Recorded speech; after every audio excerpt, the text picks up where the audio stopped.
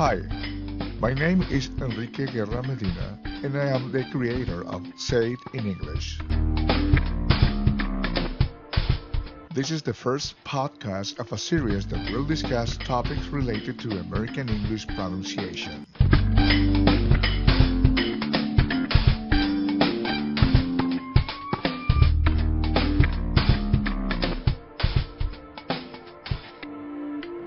Today's podcast is about accents.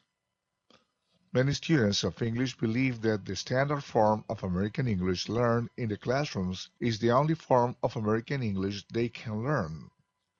So they usually ask, why do I not understand some American native speakers? What's wrong with me?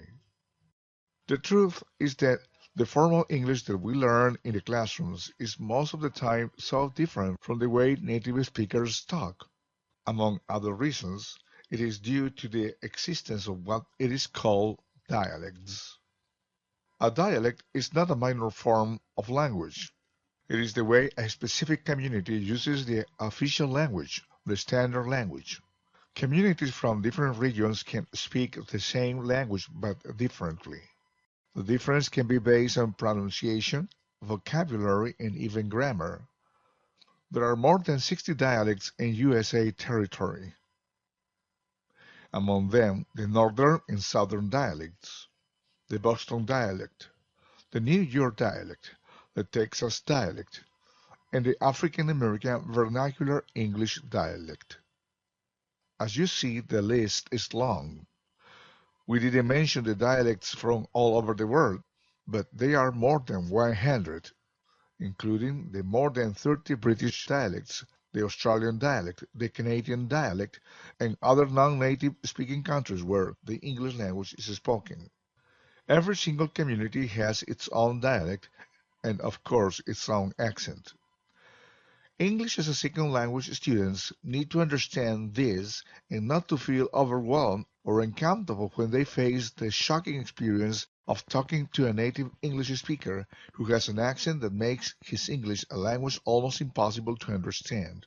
When such situation occurs, it is the encounter of two accents that creates the conflict, the interference, yours and the other's accents.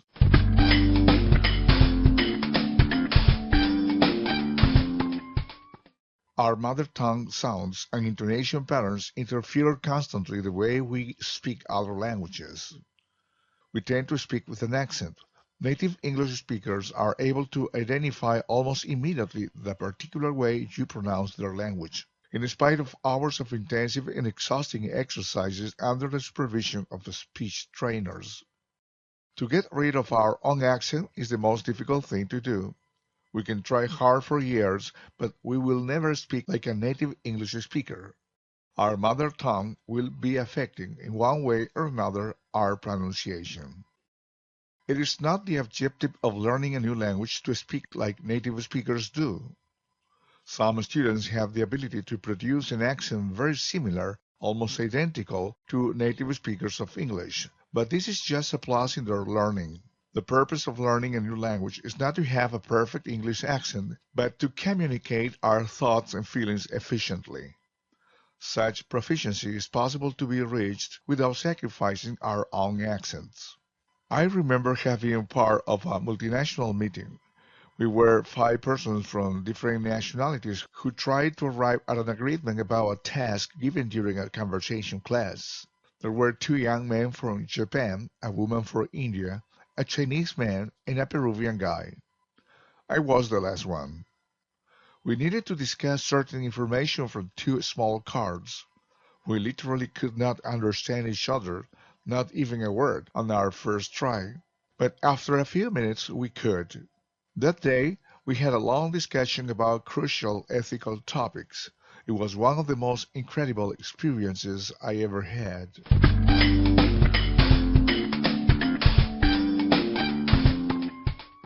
As I said before, accents can interfere our communication. But if we are able to control efficiently the proper sounds of English, I mean vowels and consonants, we will overcome any communication problem.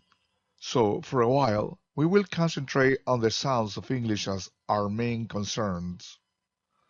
The next podcast will cover progressively information related to vowels, consonants, diphthongs and triphthongs, and the way they have to be articulated in English words. Future works will include topics in intonation patterns and English rhythm, as well as the natural speech phenomena, important topics to get fluency and confidence in spoken English. I hope to help you get a deep understanding of all subjects that will be covered along the next podcast. Good luck and keep in touch with our weekly podcast available in iTunes Store for free. This is a Say It in English podcast. Your improved pronunciation is just waiting for you.